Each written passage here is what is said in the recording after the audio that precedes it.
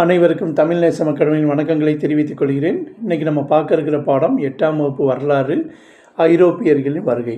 இன்றைக்கி பார்க்க இருக்க பாடம் 8ஆம் வகுப்பு வரலாறு ஐரோப்பியர்களின் வருகை. கொஸ்டின்ஸுக்கு போயிடலாமா? தங்களுடைய அலுவலக செயல்பாடுகளை தங்களது அரசாங்க பதிவேடுகளில் பதிவு செய்தவர்கள் யாவர் அப்படின்ற போர்த்துகீசியர்கள், பிரெஞ்சுக்காரர்கள், டச்சுக்காரர்கள், டேனியர்கள் மற்றும் ஆங்கிலேயர்கள். எல்லாமே சரியான அப்படின்னு பார்த்தீங்கன்னா அனைத்துமே சரியானவை தான். இந்தியாவில் ஆவண காப்பகங்கள் விலை மதிப்பற்ற வரலாற்று தகவல்களின் பெட்டகம் உள்ள இடங்கள் எவை? லிஸ்பன், கோவா, பாண்டிச்சேரி மற்றும் சென்னை. எல்லாமே சரினா அனைத்தும் சரியானவை தான். இந்தியாவின் ஏராளமான செல்வத்தை பற்றிய ஐரோப்பியர்கள் டேஸ் மற்றும் சில வெளிநாட்டு பயணிகளின் பயணக்குறிப்புகளிலிருந்து அறிந்து கொண்டனர். Marco polo. தமிழ் வரலாற்று குறிப்பு ஆவணங்களில் முக்கியமாக இருக்க வேண்டிய ஒரு பெயர் எது? ஆனந்தரங்கம். பாண்டிச்சேரி பிரெஞ்சு வர்த்தகத்தில் மொழிபெயர்ப்பாளராக இருந்தவர் யார்? ஆனந்தரங்கம். சரியா? ஆனந்தரங்கம் எழுதிய பிரெஞ்சு இந்திய உறவுமுறை பற்றிய அன்றாட நிகழ்வுகளின் குறிப்புகள் எழுதப்பட்ட காலம் என்ன? 1736 1760. ஆனந்தரங்கம் எழுதிய ஆதாரங்கள் எவை? இலக்கியங்கள், பயணக்குறிப்புகள், நாட்குறிப்புகள், சுயசரிதை, துண்டு பிரச்சுரங்கள், அரசாங்க ஆவணங்கள், கையெழுத்து பிரதிகள். எதுன்னு பார்த்தீங்கன்னா ஆனந்தரங்கம் எழுதிய ஆதாரங்கள் 1 இலக்கியங்கள், பயணக்குறிப்புகள், 2 நாட்குறிப்புகள், சுயசரிதை, 3 துண்டு பிரச்சுரங்கள், அரசாங்க ஆவணங்கள், 4 கையெழுத்து பிரதிகள். 8வது கொஸ்டின். இந்திய தேசிய ஆவண காப்பகம் NAI பற்றிய சரியான கூற்று எது? 1 புதுடில்லியில் அமைந்துள்ளது. 2 இது இந்திய அரசின் ஆவணங்களை பாதுகாக்கும் முதன்மை காப்பகமாகும். இது ஆசியாவில் உள்ள ஆவண காப்பகங்களே மிகவும் பெரியதாகும். எல்லாமே சரி. மேற்கண்ட அனைத்தும் சரி. இந்திய தேசிய ஆவண காப்பகத்தின் தந்தை என அழைக்கப்படுபவர் யார்? George William forest. தமிழ்நாடு ஆவண காப்பகத்தில் டேசாம் ஆண்டு டச் பதிவுகளின் தொகுப்புகள் உள்ளன. 1642. தமிழ்நாடு ஆவண காப்பகம் பற்றி சரியானதை தேர்ந்தெடு. கூற்று 1 சென்னை பதிப்பாசனம் என அழைக்கப்படும் இந்த காப்பகம் சென்னையில் உள்ளது. கூற்று 2 இது தென்னிந்தியாவின் மிக பழமையான மற்றும் மிக பெரிய களஞ்சியங்களுள் ஒன்றாகும். 3 இங்குள்ள பெரும்பான்மையான ஆவணங்கள் ஆங்கிலத்தில் உள்ளன. 3மே சரியானா சரி. கூற்று 1, கூற்று 2, கூற்று 3 சரி. டாட் வெல் என்பவரின் பெரும் முயற்சியால் எந்த ஆண்டு சென்னை நாட்குறிப்பு பதிவுகள் வெளியிடப்பட்டது? 1917. தமிழ்நாடு ஆவண காப்பக வரலாற்றில் ஒரு புதிய அத்தியாயத்தை தொடங்கி வைத்தவர் யார்? Dot well. பொறுத்துக. புனித பிரான்சிஸ் ஆலயம். அதாவது இந்த சைடு வரிசையாக கொஸ்டின் அந்த சைடு கொடுத்துருக்காங்க. கரெக்டாக இருந்தால் அனைத்துமே சரின்னு தான் சொல்லணும். இல்லைன்னா நம்ம மேட்ச் பண்ணணும். புனித பிரான்சிஸ் ஆலயம், புனித லூயிஸ் கோட்டை, புனித ஜார்ஜ் கோட்டை, புனித டேவிட் கோட்டை. சரியா? இப்போ இது எங்கே இருக்குன்னா புனித பிரான்சிஸ் ஆலயம் கொச்சி, புனித லூயிஸ் கோட்டை பாண்டிச்சேரி, புனித ஜார்ஜ் கோட்டை சென்னை, புனித டேவிட் கோட்டை கடலூர். அனைத்துமே சரி. மேற்கண்ட அனைத்தும் சரி. இந்தியாவிலேயே அதாவது டெல்லி மிகப்பெரிய தேசிய அருங்காட்சியகம் நிறுவப்பட்ட ஆண்டு 1949. அடுத்து பார்த்திங்கன்னா கூற்று 1 நிர்வாக வரலாற்றை அறிய ஒரு சிறந்த ஆதாரமாக நாணயங்கள் திகழ்கின்றன. கூற்று 2 நவீன இந்தியாவின் முதல் நாணயம் ஆங்கிலேய ஆட்சியில் கிபி 1862ஆம் ஆண்டு வெளியிடப்பட்டது. 2 கூற்றுகளுமே சரிதான். 17வது கொஸ்டின். ராணி விக்டோரியாவுக்கு பிறகு அரியணை ஏறிய மன்னர் டேஸ் உருவம் தாங்கிய நாணயத்தை வெளியிட்டார்? 7ஆம் எட்வர்ட் உருவம் தாங்கிய நாணயத்தை வெளியிட்டவர். அதாவது ராணி விக்டோரியாவுக்கு பிறகு அரியணை ஏறிய மன்னர் சரியா டேஸ் உருவம் தாங்கிய நாணயத்தை வெளியிட்டவர் யார்னா 7ஆம் எட்வர்ட். ரிசர்வ் வங்கி எந்த ஆண்டில் முறையாக நிறுவப்பட்டு இந்திய அரசின் ரூபாய் நோட்டுகளை வெளியிடும் அதிகாரத்தை பெற்றது? 1935. ஜனவரி 1938 இந்தியாவில் யாருடைய உருவம் தாங்கிய முதல் 5 ரூபாய் நோட்டு வெளியிடப்பட்டது? 6ஆம் ஜார்ஜ். புனித டேவிட் கோட்டை ஆங்கிலேயர்களால் கடலுள் கட்டப்பட்ட ஆண்டு எது? 1690. வாஸ்கோடகாமாவின் கடல்வழி பயணம் பற்றி சரியானது எதுன்னு கேட்டிருக்காங்க. ஃபஸ்ட்டு பார்த்திங்கன்னா லிஸ்பன் முதல் கோழிக்கோடு வரை பயணம் செய்தார். பயணம் செய்த காலம் 1497 1498, இரண்டுமே சரியானது தான். கிபி டேஸில் துருக்கியர்களால் கான்ஸ்டான்டினோபிள் என்ற பகுதி கைப்பற்றப்பட்டது 1453.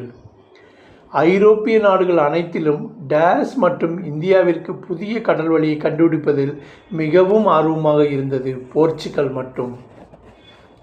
24. உலகின் அறியப்படாத பகுதிகளை ஆராயவும் சாகச வாழ்க்கையை மேற்கொள்ளவும் தனது நாட்டு மக்களை ஊக்குவித்தவர் யார்?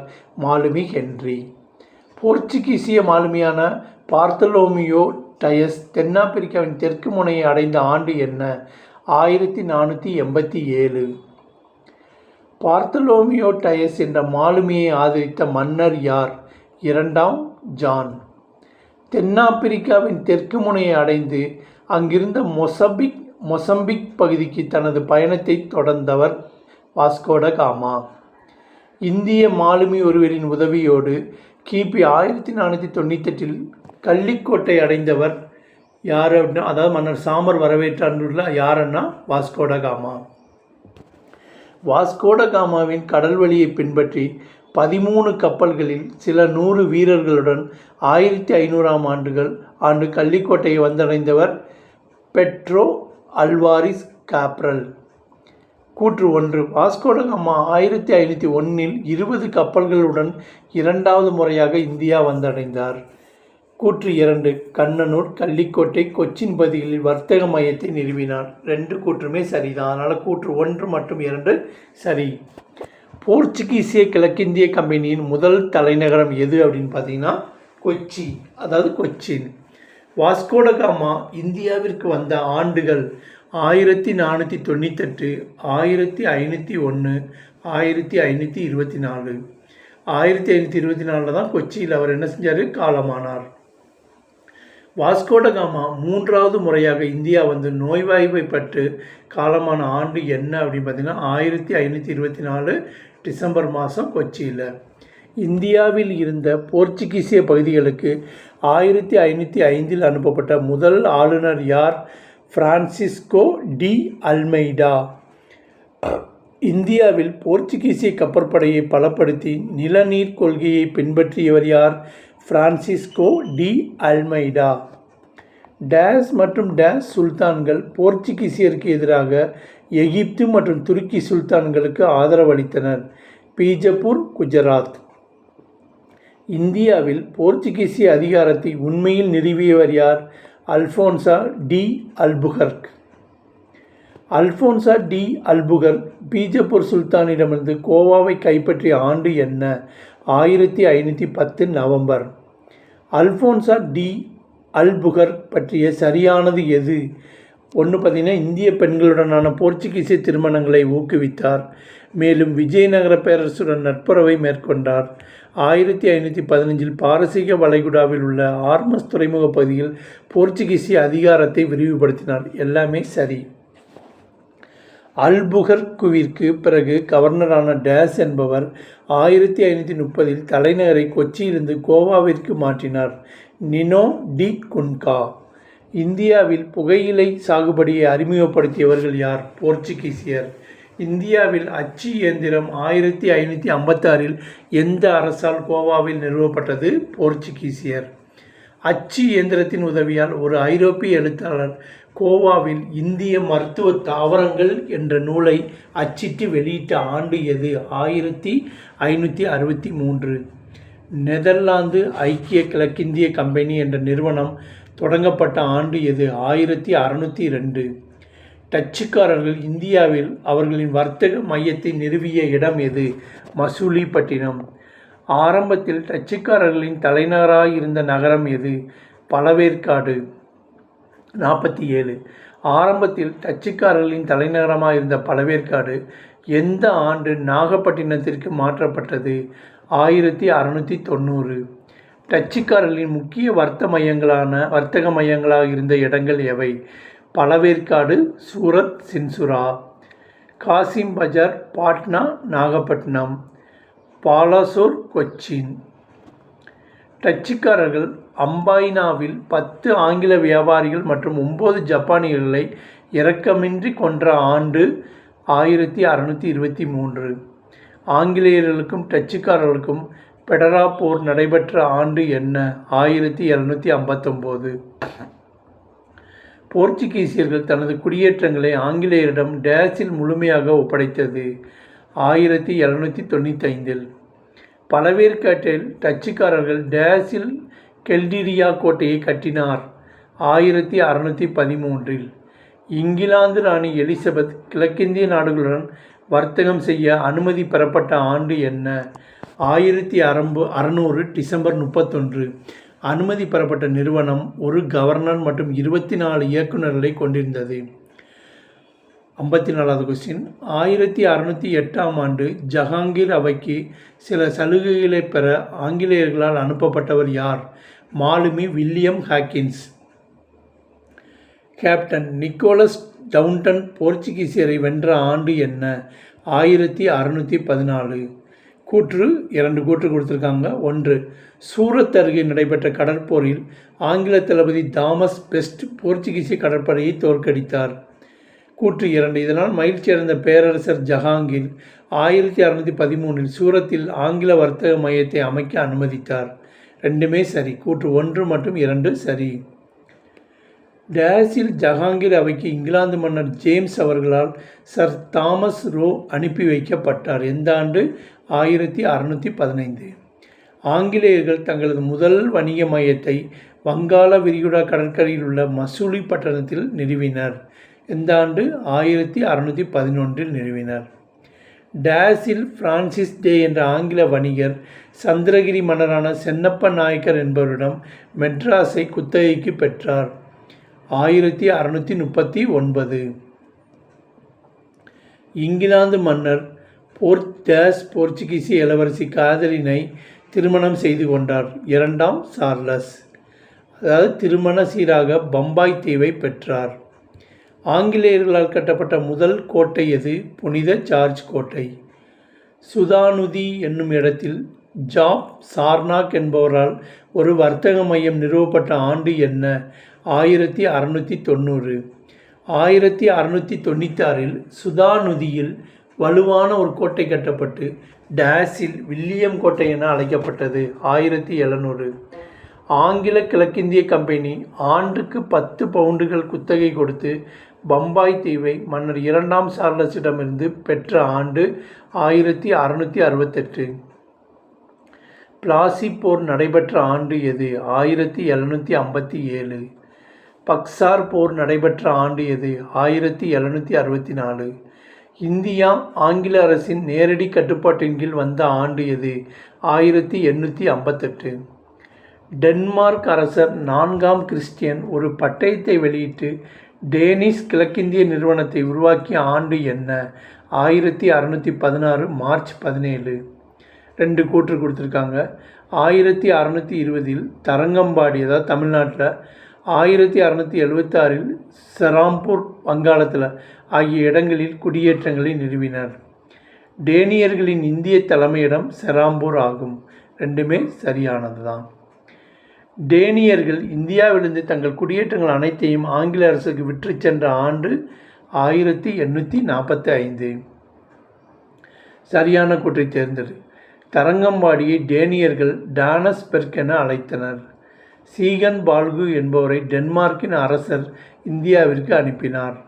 அவர் தரங்கம்பாடியில் ஒரு அச்சுக்கூடத்தை நிறுவினார். 3 கூட்டுமே சரிதான். 1, 2, 3 சரி. பிரெஞ்சு கிழக்கிந்திய நிறுவனம் மன்னர் 14ஆம் லூயிஸ் அமைச்சரான கால்பர் என்பவரால் உருவாக்கப்பட்ட ஆண்டு 1664. இந்தியாவிற்கு வருகை தந்த ஐரோப்பிய நாடுகளில் கடைசி ஐரோப்பிய நாடு எது? பிரான்ஸ். இந்தியாவில் முதல் பிரெஞ்சு வணிக மையத்தை டேஸ் என்பவர் சூரத்தில் நிறுவினார். கரோன். 1669இல் மார்காரா என்பவர் கோல்கொண்டா சுல்தானின் அனுமதி பெற்று பிரான்சின் 2வது வர்த்தக மையத்தை டேஸில் நிறுவினார். மசூலிப்பட்டினம். மார்காரா என்பவர் கோல்கொண்டா சுல்தானின் அனுமதி பெற்று பிரான்சின் 2வது வர்த்தக மையத்தை மசூலிப்பட்டினத்தில் நிறுவிய ஆண்டு என்ன? 1669. 1673 பீஜப்பூர் ஆட்சியாளர் ஷெர்கான் லோடிக்கு வழங்கப்பட்ட மானியத்தின் கீழ் டேஸ் என்பவர் பாண்டிச்சேரியில் குடியேற்றத்தை நிறுவினார். மார்டின். 78 இந்தியாவின் மிக முக்கியமான மற்றும் வளமான பிரெஞ்சு குடியேற்றமாக மாறிய இடம் எது? பாண்டிச்சேரி. 79 பாண்டிச்சேரியில் உள்ள செயின்ட் லூயிஸ் எனப்படும் கோட்டையை கட்டியவர் யார்? François Martin. வங்காளத்தின் முகலாய ஆளுநரான செயிஸ்டகான் அனுமதி பெற்று 1673 பிரெஞ்சு கிழக்கிந்திய கம்பெனி கல்கத்தாவுக்கு அருகில் டேஸ் என்ற நகரை நிர்மாணித்தது. சந்திரநாகூர். பிரெஞ்சு அதிகாரம் பலப்படுத்தப்படுவதற்கு காரணமானவர், அதாவது 1742 நியமனம் பண்ணது யாருன்னா ஜோசப் பிராங்காய்ஸ் டியூப்ளே. சரியா? அடுத்தது, தூர கிழக்கு நாடுகளுடன் வணிகம் செய்யும் நோக்கில் 1731 ஸ்வீடன் கிழக்கிந்திய கம்பெனி நிறுவியவர் யார்? ஜோதன்பர்க். எந்த கம்பெனியின் வெற்றி ஸ்வீடன் கிழக்கிந்திய கம்பெனியின் தோற்றத்திற்கு ஊக்குவிப்பாக இருந்தது? ஒன்று டச்சு கிழக்கிந்திய கம்பெனி, ஆங்கில கிழக்கிந்திய கம்பெனி. அடுத்தது இதுவரை பார்த்துட்டோம். அடுத்து புத்தக பயிற்சிகள் பார்க்க போகிறோம். சரியான விடையை தேர்ந்தெடுக்கணும். இந்தியாவில் போர்ச்சுகீசிய ஆதிக்கத்திற்கு அடித்தளம் அமைத்தவர் யார்? ஆன்சர் பார்த்தீங்கன்னா அல்ஃபோன்சோ டி அல்புகர்க். ஆன்சர் இ. பின்வரும் ஐரோப்பிய நாடுகளில் இந்தியாவுக்கு கடல் வழியை கண்டுபிடிப்பதில் முதன்மையாக இருந்த நாடு எது? போர்ச்சுகல். ஆன்சர் ஆ, போர்ச்சுகல். 1453 கான்ஸ்டாண்டினோபிள் யாரால் கைப்பற்றப்பட்டது? துருக்கியால் கைப்பற்றப்பட்டது. ஆன்சர் ஆ. சர் வில்லியம்ஸ் காக்கின்ஸ் டேஸ் நாட்டைச் சேர்ந்தவர்? அவர் இங்கிலாந்து நாட்டைச் சேர்ந்தவர். ஆன்சர் இ. இந்தியாவில் ஆங்கிலேயர்கள் கட்டிய முதல் கோட்டை எது?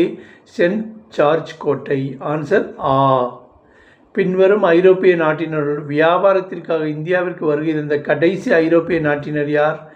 பிரெஞ்சுக்காரர்கள். ஆ. தமிழ்நாடு கடற்கரையோரத்தில் உள்ள தரங்கம்பாடி டேஸ் வர்த்தக மையமாக இருந்தது? டேனியர்களின் வர்த்தக மையமாக இருந்தது. ஆன்சர் இ. கோடிட்ட இடங்கள் நிரப்பு. இந்தியாவின் தேசிய ஆவண காப்பகம் NAI டேஸில் அமைந்துள்ளது?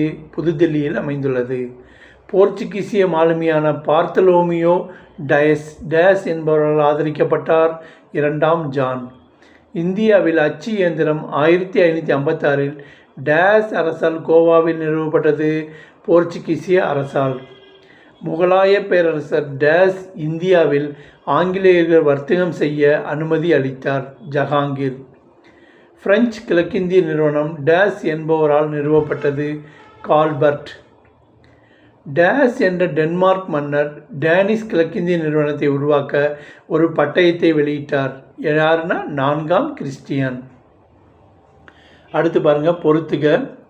இந்த சைடு கொஸ்டினை மட்டும் படிக்கிறேன். டச்சுக்காரர்கள், ஆங்கிலேயர்கள், டேனியர்கள், பிரெஞ்சுக்காரர்கள் வருஷம் மாறி மாறி கொடுத்துருக்காங்க. நம்ம கரெக்டாக பொருத்தணும். இப்போ நான் ஆன்சரை மட்டும் சொல்கிறேன். டச்சுக்காரர்கள் 1602, ஆங்கிலேயர்கள் 1600, டேனியர்கள் 1616, பிரெஞ்சுக்காரர்கள் 1664. சரியா தவறா என குறிப்பிடணும். சுயசரிதை எழுதப்பட்ட ஆதாரங்கள் ஒன்று ஆகும். சரியா? சரி. நாணயங்கள் பயன்பாட்டு பொருள் ஆதாரங்கள் ஒன்று ஆகும். சரியா? சரி. ஆனந்தரங்கம் பிரிட்டிஷ் மொழிபெயர்ப்பாளராக இருந்தார். சரியா? தவறு. வரலாற்று ஆவணங்கள் பாதுகாக்கப்படும் இடங்கள் ஆவண காப்பகங்கள் என்று அழைக்கப்படுகிறது. சரியா? சரி. பின்வரும் கூற்றினை ஆராய்ந்து சரியானவற்றை சரின்னு செய்யணும். சரியா? கவர்னர் நினோ டி குன்கா போர்ச்சுகீசிய தலைநகரை கொச்சியிலிருந்து கோவாவிற்கு மாற்றினார். 2. போர்ச்சுகீசியர்கள் இந்தியாவிலிருந்து கடைசியாக வெளியேறினர். டச்சுக்காரர்கள் சூரத்தில் தங்கள் முதல் வணிக மையத்தை நிறுவினர். இங்கிலாந்தின் மன்னர் 1ஆம் ஜேம்ஸ் ஜஹாங்கீர் அவைக்கு சர் தாமஸ் ரோவை அனுப்பினார். இதில் பார்த்தீங்கன்னா 4 கூற்றில் எதுன்னு பார்த்தீங்கன்னா 1, 2 மற்றும் 4 தான் சரி. சரியா? 3 மற்றும் தவறு. தவறான இணையை கண்டறிக. சரியா? என்னென்னா கொஸ்டினை படிச்சிடுறேன். Francis Day Pedro Cabral, captain Hawkins, Colbert. இதில் பொருத்தியிருக்காங்க. இதில் தவறான இணையை மட்டும் கண்டனர். Francis Day Denmark, Pedro Cabral Portugal, captain Hawkins England, Colbert France. இதில் பார்த்தீங்கன்னா தவறான இணை எதுனா ஃப்ரான்சிஸ் டே, அவர் டென்மார்க்கு. சரியா? மேக்சிமம் இந்த கூற்று காரணம் அப்படின்னு கொடுத்துருக்காங்க இல்லையா, இந்த மாதிரி கொஸ்டின்ஸில் வந்து நிறைய கவனம் செலுத்துங்க. ஏன்னா இதுதான் வந்து ரொம்ப அதிகமாக இருக்கும். ஏன்னா 2 கூற்று கொடுத்துட்டு அதை பற்றி காரணம் பொருந்துதா இல்லையான்னு கேட்பாங்க. இன்றைக்கி நம்ம பார்த்தது 8ஆம் வகுப்பு வரலாறு, ஐரோப்பியர்களின் வருகை. இந்த வீடியோவை லைக் பண்ணுங்கள், ஷேர் பண்ணுங்கள், சப்ஸ்கிரைப் பண்ணுங்கள். சரியா? உங்களுக்கு தெரிஞ்சவங்க ரிலேட்டிவ்ஸ், உங்கள் ஃப்ரெண்ட்ஸ் யாராவது எக்ஸாம் ப்ரிப்பேர் பண்ணிகிட்ருக்காங்கன்னா இந்த வீடியோ மறக்காமல் அவங்களுக்கு என்ன செய்யுங்க, ஷேர் பண்ணி விடுங்க. அது அவங்களுக்கு எக்ஸாம் ப்ரிப்பேர் பண்ணுறதுக்கு ரொம்ப யூஸ்ஃபுல்லாக இருக்கும். எங்கள் வீடியோவை சப்ஸ்கிரைப் பண்ணி வச்சுக்கோங்க. ஏன்னா அப்படி சப்ஸ்கிரைப் பண்ணி வச்சா தான் எங்களுடைய வீடியோஸ் தொடர்ச்சியாக எங்கள் சேனல்லேருந்து உங்களுக்கு வந்து என்ன செஞ்சுருக்கோம், வந்துகிட்ருக்கோம். அதே மாதிரி எங்களுடைய பழைய வீடியோஸ் பார்க்கணும் அப்படின்னா ஒவ்வொரு வீடியோக்களையும் டிஸ்கிரிப்ஷனில் லிங்க்ஸ் கொடுத்துருக்கோம். அதை கிளிக் பண்ணி எங்களுடைய பழைய வீடியோவை பார்த்துக்கோங்க. ஸோ அந்த வீடியோவை மறக்காமல் லைக் பண்ணுங்கள், ஷேர் பண்ணுங்கள், சப்ஸ்கிரைப் பண்ணுங்கள். நன்றி, வணக்கம்.